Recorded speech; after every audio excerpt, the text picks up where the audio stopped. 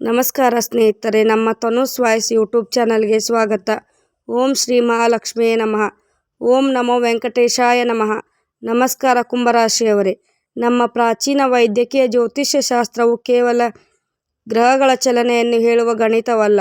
ಅದು ಮನುಷ್ಯನ ಪ್ರತಿಯೊಂದು ಧ್ವನಿ ಮತ್ತು ಶಬ್ದ, ಹೆಸರು ಹಾಗೂ ಪರಿಸರದ ಶಕ್ತಿ ತರಂಗಗಳನ್ನು ಸೂಕ್ಷ್ಮವಾಗಿ ವಿಶ್ಲೇಷಿಸುವ ಅಪಾರ ಜ್ಞಾನನಿಧಿ.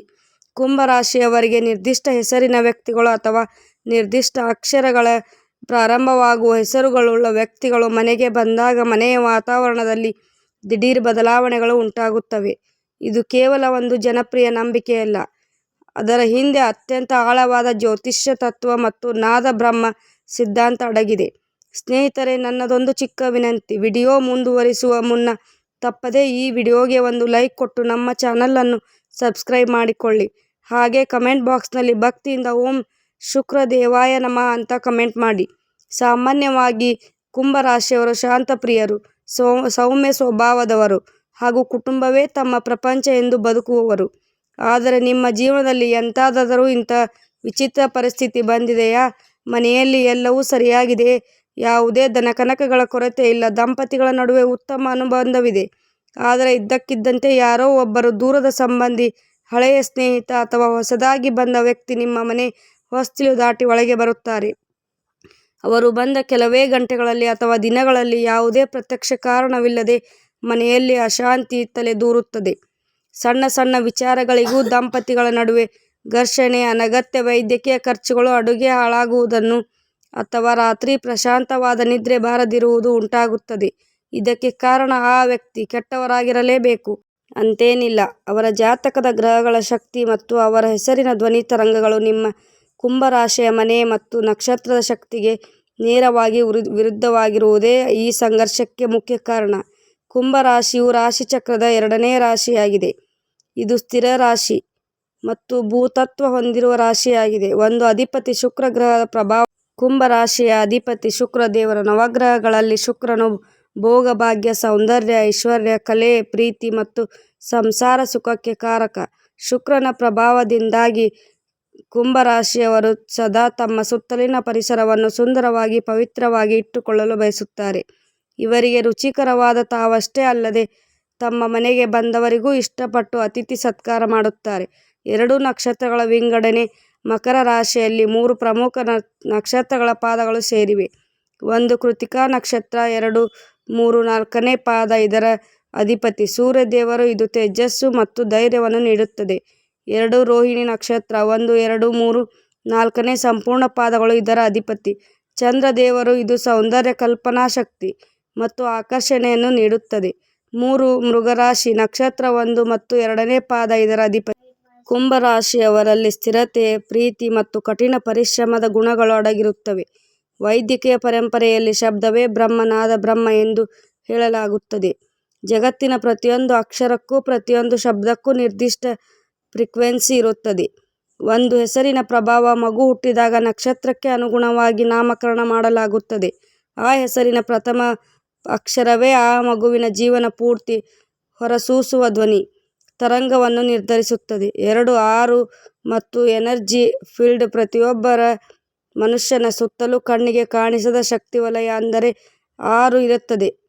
ಅವರ ಆಲೋಚನೆ, ಜಾತಕದ ಗ್ರಹಗಳು ಮತ್ತು ಅವರ ಹೆಸರಿನ ಶಬ್ದಗಳು, ತರಂಗಗಳು. ಈ ವಿರುದ್ಧವಾದ ಅಕ್ಷರದ ಹೆಸರಿರುವ ವ್ಯಕ್ತಿ ನಿಮ್ಮ ಮನೆಗೆ ಬಂದಾಗ ಆ ವ್ಯಕ್ತಿಯವರ ಮತ್ತು ನಿಮ್ಮ ಮನೆಯವರ ನಡುವೆ ಘರ್ಷಣೆ ಉಂಟಾಗುತ್ತದೆ. ಜ್ಯೋತಿಷ್ಯ ಶಾಸ್ತ್ರದ ನಿಯಮದಂತೆ ಯಾವುದೇ ರಾಶಿಗೆ 8ನೇ ಮನೆ ಅಂದರೆ ಅಷ್ಟಮ ಸ್ಥಾನ ಎಂಬುದು ಅಡೆತಡೆಗಳು, ರಹಸ್ಯಗಳು, ಮಾನಸಿಕ ತಾಪತ್ರಯಗಳು, ದಿಢೀರ್ ನಷ್ಟಗಳು ಮತ್ತು ಕಷ್ಟಗಳನ್ನು ಸೂಚಿಸುತ್ತದೆ. ಒಂದು ಕುಂಭರಾಶಿಗೆ ಅಷ್ಟಮ ಸ್ಥಾನ ಯಾವುದು? ಕುಂಭರಾಶಿಗೆ ಎಣಿಸಿದಾಗ 8ನೇ ಮನೆ ಧನಸ್ಸು ರಾಶಿ ಆಗುತ್ತದೆ. 2 ಗ್ರಹಗಳ ಶತ್ರುತ್ವ. ಶುಕ್ರ ವರ್ಚಸ್. ಗುರು ಕುಂಭರಾಶಿಯ ಅಧಿಪತಿ ಶುಕ್ರ. ಇವರು ರಾಕ್ಷಸ ಗುರು. ಧನಸ್ಸು ರಾಶಿಯ ಅಧಿಪತಿ ಬೃಹಸ್ಪತಿ ಅಂದರೆ ದೇವಗುರು. ಜ್ಯೋತಿಷ್ಯದಲ್ಲಿ ಇಬ್ಬರೂ ಉನ್ನತ ಜ್ಞಾನಿಗಳೇ. ಆದರೂ ಶುಕ್ರ ಮತ್ತು ಗುರು ಪರಸ್ಪರ ಬದ್ಧ ಶತ್ರುಗಳು. ಶುಕ್ರನು ಭೌತಿಕ ಸುಖ, ಸಂಪತ್ತಿಗೆ ಕಾರಣವಾದರೆ ಗುರು ಆಧ್ಯಾತ್ಮಿಕ ಉನ್ನತಿಗೆ ಕಾರಕ. ಇವರಿಬ್ಬರ ಸಿದ್ಧಾಂತಗಳು ಸಂಪೂರ್ಣ ಭಿನ್ನ. 3 ಧನಸ್ಸು ರಾಶಿಗೆ ಸೇರಿದ ನಕ್ಷತ್ರಗಳು ಮತ್ತು ಅಕ್ಷರಗಳು. ಧನಸ್ಸು ರಾಶಿಯಲ್ಲಿ ಮೂಲ ನಕ್ಷತ್ರ, ಪೂರ್ವಾಷಾಢ ನಕ್ಷತ್ರ, ಉತ್ತರಾಷಾಢ 1ನೇ ಪಾದ ನಕ್ಷತ್ರಗಳಿವೆ. ಈ ಪ್ರಾರಂಭವಾಗುವ ವ್ಯಕ್ತಿಗಳು ಕುಂಭರಾಶಿಯವರ ಸಿಂಹದ್ವಾರ ದಾಟಿ ಬಂದಾಗ ಕುಂಭರಾಶಿಯ ಜಾತಕದ ಅಷ್ಟಮ ಸ್ಥಾನ ಅಂದರೆ ಕಷ್ಟದ ಮನೆ ಪ್ರಚೋದನೆಗೊಳ್ಳುತ್ತದೆ, ಅಂದರೆ ಆಕ್ಟಿವೇಟ್ ಆಗುತ್ತದೆ. ಇದರಿಂದಾಗಿ ಮನೆಯಲ್ಲಿ ನಕಾರಾತ್ಮಕ ಶಕ್ತಿ ಮನೆ ಮಾಡುತ್ತದೆ. ಮನೆಯ ಸಿಂಹದ್ವಾರ ಅಂದರೆ ಕೇವಲ ಮರ ಅಥವಾ ಕಬ್ಬಿಣದ ಬಾಗಿಲಲ್ಲಿ ಗೃಹಲಕ್ಷ್ಮಿಯ ವಾಸಸ್ಥಾನ. ಸಿಂಹದ್ವಾರವೇ ಮನೆಯ ಲಕ್ಷ್ಮೀ ಸ್ಥಾನ. ಅಲ್ಲಿಯೇ ನಾವು ಅರಿಶಿನ ಕುಂಕುಮ ಹಚ್ಚಿ ತೋರಣ ಕಟ್ಟಿ ಪೂಜಿಸುತ್ತೇವೆ. ಶಕ್ತಿಯ ಪ್ರವೇಶ ದ್ವಾರ. ಮನೆಯ ಹೊರಗಿನಿಂದ ಬರುವ ಧನಾತ್ಮಕ ಮತ್ತು ನಕಾರಾತ್ಮಕ ಶಕ್ತಿಗಳು ಮೊದಲು ಪ್ರವೇಶಿಸುವುದೇ ಸಿಂಹದ್ವಾರದ ರಕ್ಷಣಾ ಕವಚವನ್ನು ಭೇದಿಸಿ ಮನೆಯೊಳಗೆ ಅಶಾಂತಿಯನ್ನು ತರುತ್ತವೆ. ನಮ್ಮ ಸಂಸ್ಕೃತಿಯಲ್ಲಿ ಯಾರನ್ನು ಮನೆಯಿಂದ ಕತ್ತು ಹಿಡಿದು ಹೊರಗೆ ಹಾಕುವುದು ಧರ್ಮವಲ್ಲ. ನಾವು ವ್ಯಕ್ತಿಯನ್ನು ಪ್ರೀತಿಸಬೇಕು, ಆದರೆ ಅವರ ಮೂಲಕ ಬರುವ ನಕಾರಾತ್ಮಕ ಶಕ್ತಿಯನ್ನು ಹೊರಹಾಕಬೇಕು. ಅದಕ್ಕಾಗಿ ಈ ಕೆಳಗಿನ ಶಕ್ತಿಶಾಲಿ ಪರಿಹಾರಗಳನ್ನು ನಿರಂತರವಾಗಿ ಮಾಡಿ. 1. ಸಿಂಹದ್ವಾರದ ನಂತರ ಶುದ್ಧೀಕರಣ. ಮಾವಿನ ಎಲೆಯ ತೋರಣ. ಪ್ರತಿ ವಾರ ಶುಕ್ರವಾರ ಮತ್ತು ಮಂಗಳವಾರ ಹಸಿರು ಮಾವಿನ ಎಲೆಗಳ ತೋರಣ ಕಟ್ಟಿ.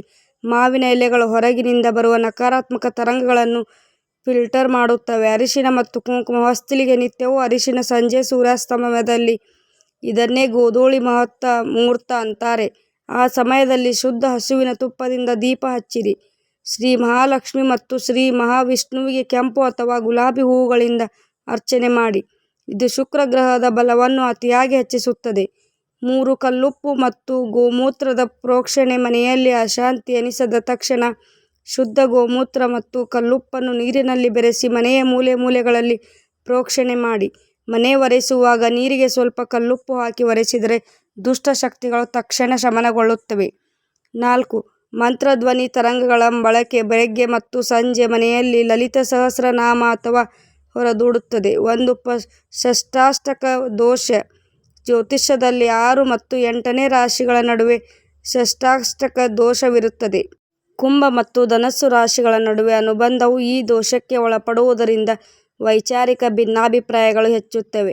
2. ಸೀಮಾ ನಿರ್ಣಯ ಮತ್ತು ನಿಮ್ಮ ಶತ್ರು ಅಕ್ಷರದ ವ್ಯಕ್ತಿಗಳು ನಿಮ್ಮ ಮನೆಗೆ ಬಂದಾಗ ಅವರೊಂದಿಗೆ ಗೌರವದಿಂದ ವರ್ತಿಸಿ. ಆದರೆ ನಿಮ್ಮ ಮನೆಯ ಆರ್ಥಿಕ ರಹಸ್ಯಗಳು, ದಂಪತಿಗಳ ನಡುವಿನ ವಿಚಾರಗಳು ಹಾಗೂ ಭವಿಷ್ಯದ ಯೋಜನೆಗಳನ್ನು ಅವರ ಮುಂದೆ ಎಂದಿಗೂ ಹಂಚಿಕೊಳ್ಳಬೇಡಿ.